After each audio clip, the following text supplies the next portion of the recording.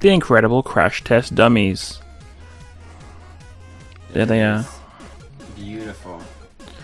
From Tyco. The toy company is a toy thing at the time. This is, of course, this is a video game based off of a toy, based off of a show, then yeah. Then there's a band called that as well. Then the band. That was the element that I'm forgetting.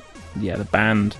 So play the video game of the band, of the book, of the toy, of the concept, of the sketch. The magazine. Of the magazine. The adult magazine.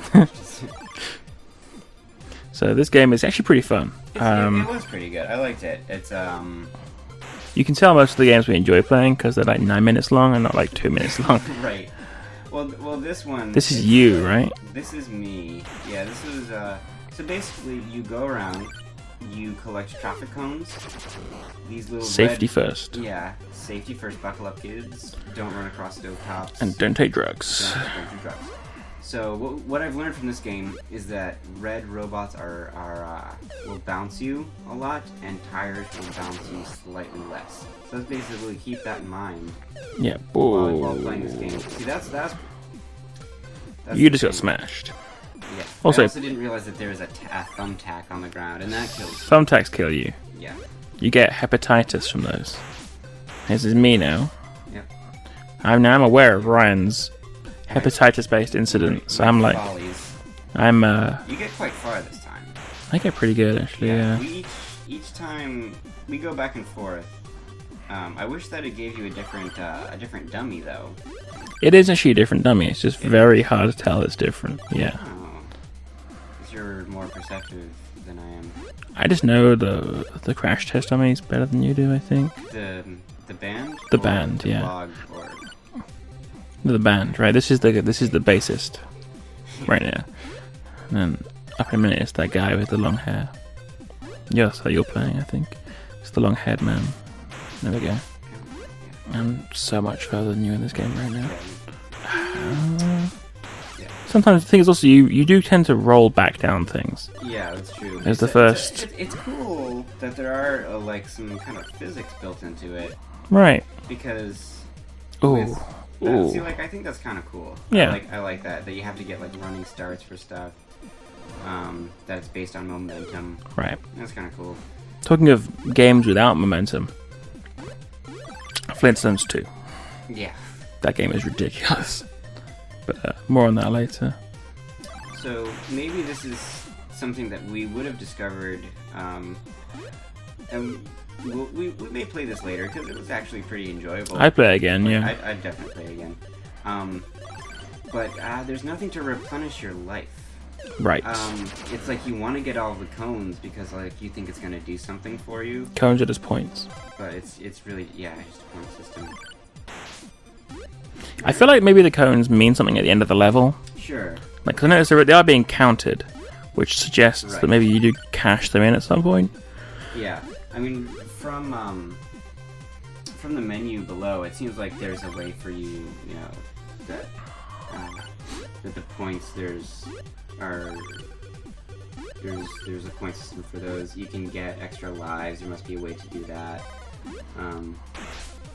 I mean, maybe you don't know. Yeah, don't know, but this is so late in the NES's lifespan that, again, like, I just don't feel like people were really playing these games. Yeah. They weren't released very, very widely, and so.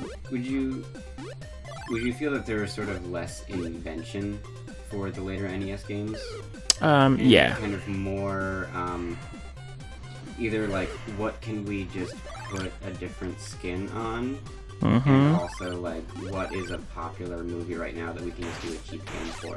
Well, I think a lot of these games also had Super Nintendo versions, and probably Genesis versions too. Mm-hmm. And so there was a sense of, like, that was good. Those things are like, they look like Frankenstein's monster. Yeah. Oh. Oh, nice. Yeah, a lot of games later in the NES lifespan just don't seem like they're very, like, not even being pushed by Nintendo at this point, Yeah. Which is weird because Nintendo brought out a new model of the NES in 1993. Right, the NES 2. Yeah, they're like that, like looking like a sort of more like a Super Nintendo. It's like top loading and everything, and Yeah, you know, I don't know, it's strange that they just didn't try. Yeah, well, I mean, I think, like, when they knew that there was a new system on the way, and, like, knew the NES was just sort of like a filler. Yeah. It seems like a lot of effort to go through for, like, a filler system, but, you know. Ow. That's the thing about the red bots, is that they just bounce you for eternity. What are those things meant to be? Like... I don't know, because I feel like everything has, like... A car. A car or, like... Safety. Mechanic. Yeah. Type of thing. I have no idea what that thing is. Also, do you know, because I know it was a show. Do you know what so look at that. That's insane. There's no stopping it. Mm-hmm. Do you know who the villain was in, No idea. the Crash Test Dummies?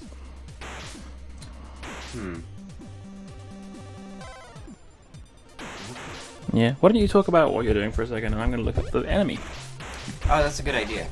I think this is me. I'm basically just trying to, you know, take it slow, because, like, you require a lot of momentum, but then you also have, like, a lot of, like, residual sliding around, so it's really easy to bump into these guys. More cones. This level also seems to go on for a really long time. It's kind of repetitive. It's very repetitive, and that basically have like two enemies. You have the red robots and the blue shrouded green Frankenstein demons. And other than that, there's really not a whole lot of variety. Actually, I think this might be you. It might be you playing. I'm not sure if I actually got this far. Maybe you did. Maybe. Oh, well, that's it. Yeah. Looking at the Wikipedia article, it talks about how the cartoon, one of them is called Ted, Okay. and one of them is a gold/purple junk man. These are the villains? Now these are the actual Crash Test Dummies. Oh, the dummies themselves. Yeah. Is this for... Okay. And there's a professor called Dr. Zub, Dr. who Zub. makes a uncrashable prototype I feel and like is testing it. I And feel like it then- had to be something like a Dr. Wily or Dr. Robotnik type of villain. But those are actually... He's not the villain. He's the... He's the good guy. Oh, really? It So could you- be... okay. So Slick and Spin are the names of the two dummies. Are they like... They're... Okay. So maybe Junkman, or Pistonhead, Daryl, or Horst. Those are some of the names of the characters that could be. See. We'll find it later. We'll watch it later. Yeah. Well, I mean, I have no idea if this video game actually connotes anything from the show. I don't think it does. Yeah. Actually, those things could be called Pistonheads, Maybe. or Bull, Shout out for or those Daryl. thumbtacks. Come on, Tax is dangerous. Nicely done. Dave. That was good. Yeah. Yeah, this is a fun game. I actually want to play it again. I would play it again. However, I mean, the only complaint that we have is that, like, the levels, Very long. they're very long, and there's not much variety in what you have to do.